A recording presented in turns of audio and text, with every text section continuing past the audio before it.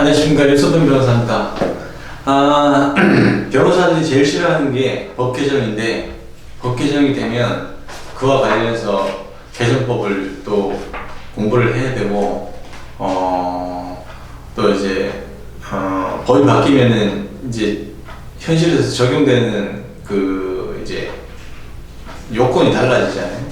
그래서 법 개정되는 것을 그렇게 좋아하지는 않습니다. 하지만 개정이라고 하면 전보다는 나아져야 하는 개정이어야 된다고 봅니다. 그게 전에 있던 기존 법보다도 못한 개정은 개혁이라고 하죠. 근데 어쨌든 이 지금 정부가 굉장히 법을 임대차법 이런 걸 많이 손대고 있습니다. 자주 그것도. 근데 일단은 계약의 갱신 주택임대차보호법과 관련해서 이제 임대차 3법이다 뭐다 이렇게 뉴스에 나오는데 그 내용이 뭐냐면 첫 번째가 일단 그 계약갱신이 임대차 기간이 여기가 8월 31일 날 만료한다고 치면 임대인 입장에서는 계약 갱신을 거절하거나 아니면은 이제 조건 변경을 하거나 할 때 요게 이제 계약 만료 전 6월에서 2월 사이에 의사표시를 해야 됩니다. 이렇게. 이건 강행 규정입니다. 이 기간 벗어나서 여기서 바꿨다 하는 거는 효력이 없습니다. 전에는 이게 1개월이었는데 지금 또 이제 얼마 전에 개정돼서 2개월로 바뀌었고, 임차인은 기간 만료 2월 전까지만 2개월, 그러니까 2개월 전까지만 그 이제 갱신 청구를 한다거나 갱신 거절을 통지하면 되는데, 이런 것들이 아무것도 없다 하면은 뭐가 돼요? 법정 갱신, 묵시의 갱신이 됩니다. 기존의 임대차하고 똑같이 동일한 조건으로 되고 2년이 되는 거죠.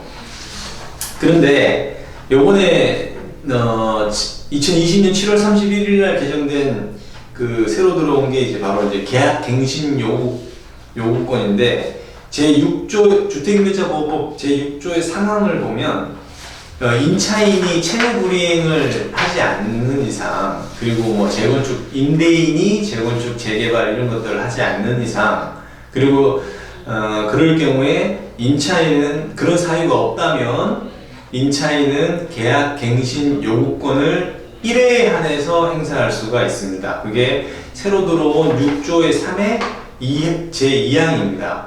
그리고 그 경우에도 최단 존속기간, 임대차의 최단 존속기간은 2년입니다. 그러면 결국 4년 살 수 있게 되는 거죠. 4년 살 수 있게 되는데, 문제는 그게 이제 첫 번째로 이제 계약 주택임대차보호법에서 그 임차인의 계약 갱신 요구권이 청구권이 생겼다라는 게 한 가지고, 근데 거절할 사유, 임대인이 임차인의 갱신 청구를 거절할 수 있는 사유가 쭉 나열되어 있는데, 문제가 되는 게 이제 8호죠. 임대인이나 임대인의 자식이나 임대인의 부모가 그 해당 임차 주택에 실제로 거주하겠다 하면서 이제 임차인을 쫓아내는 갱신 거절을 하는 그런 경우입니다. 자, 그러면 이게 지금 실제로 들어와 살 건지 안 살 건지를 확인할 방법이 있어야 되겠죠. 그러면 이제 실제 거주 목적이라면 임대인이, 그러면은 이제 임차인은 이제 계약 갱신 청구를 행사한다 하더라도 연장되지 않습니다. 근데 그 후로 열람할 수가 있습니다. 정보에 대해서 실제 거주하고 있는 현황에 대해서 정보를 열람할 수 있는 권리가 주어졌고, 그리고 이제 갱신 청구권을 행사해서 갱신되는 임대차의 경우에는 기존의 임대차하고 동일한 조건으로 이제 그 갱신이 된 것으로 간주를 합니다. 그게 제6조의 3의 제3항에 있는데, 다만 차임 보증금은 그 주택임대차보호법 제7조의 범위 안에서 증감할 수 있다라고 되어 있습니다. 7조는 여러 가지 조세, 공과금, 물가 상승률 이런 걸 고려해서 5% 초과하지 않는 범위 내에서 증액을 할 수 있다라고 이렇게 규정을 하고 있습니다. 그리고 한 번 증액을 하고 나서는 1년 이내에는 하지 못합니다. 자, 그렇게 해서 정리가 돼 있고, 그리고 이제 임대인 입장에서는 이제 4년 살게 하고 내보낼 수가 있잖아요. 그러면 그때는 이 보증금이나 차임의 5% 상승 제한에 걸리지 않습니다. 그러니까 뭐 10% 오르든 20% 오르든 그건 알아서 하시는 거고. 근데 이런 게 있죠. 지금은 초저금리 시대니까 전세금 받아가지고 그 은행에 넣어놔도 이자가 별로 불지 않습니다. 그래서 월세를 받으려고 하죠. 반전세나 이제 이렇게.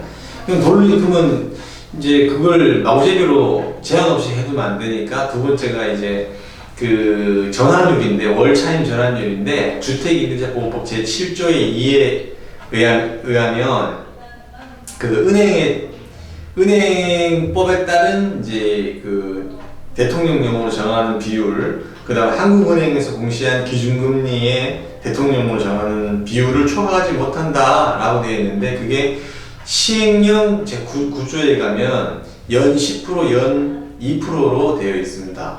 그래서 만약에 보증금이 5억인 전세인데 월세로 바꾸면서 3억 보증금하고, 그럼 기존의 월세가 7만 원이었다고 치면 이게 지금 현행은 4%인데 나중에 2.5%로 내린다고 하거든요. 그래서 지금 현재로서는 이제 41만 얼마 돈이 월세가 되는 거죠.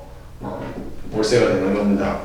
그래서 이런 게 지금 이제 그 전세에서 반전세나 이런 거를 전환할 때 전환율을 제한하고 있다는 것이 임대차 3법의 두 번째 내용이라고 하겠고, 그 다음에 요 내용은 이제 전월세를 이제 신고하도록 되어 있어요. 지금 신고하도록 되어 있어서 이제 관리 감독하겠다는 뜻인데, 요거는 이제 전세나 월세나 반전세나 이런 게 계약이 체결되고 나면 한 달 이내에 신고하라 이런 뜻입니다. 근데 요거는 2021년 6월 달에 시행될 예정이라 아직은 적용되지 않고 있습니다. 다만 지금 주택임대차보호법이나 상가임대차보호법 부칙을 보면은 기존에 유지되고 있는 것들도 다 적용이 되거든요. 그래서 내년에도 임대차 기간이 남아 있거나 그러면 유지가 되고 있는 거니까 법 개정이 되는 뭐 전월세 신고제라든지 이런 것들에 적용을 다 받게 됩니다. 그리고 주택임대차보호법 관련해서 변호사를 먼저 찾기 전에 어디 있냐면 대한법률구조공단, 그 다음에 한국토지주택공사, 한국감정원 이런데 사무소 가면 주택임대차 분쟁조정위원회라는 게 있습니다. 뭐 정부 발표로는 더 늘릴 거라고 하는데, 그런 데를 먼저 가서 이 조정을 좀 해보시고, 임대차 관련해서 임차 보증금 반환 문제라든지 원산 회복 문제라든지 이런 것들이 너무 과도한 금액으로서 분쟁이 생긴다 하면 소송으로 갈 일이지만, 그게 아니라면 지금 이런 분쟁조정위원회 조정위원들 거의 공무원으로 의제를 하니까 꼭 그런데 분쟁조정위원회를 잘 활용하셔서 월세 반전세 된다든지 갱신과 관련해서 분쟁이 있었다든지 이런 부분들을 이런 기관을 통해서 활용해 보시고, 그래도 안 된다 하면 결국 재판까지 가야 되는 것이지만, 어쨌든 소송은 길고 비용이 많이 들기 때문에 이런 제도들을 잘 활용하시기를 바랍니다.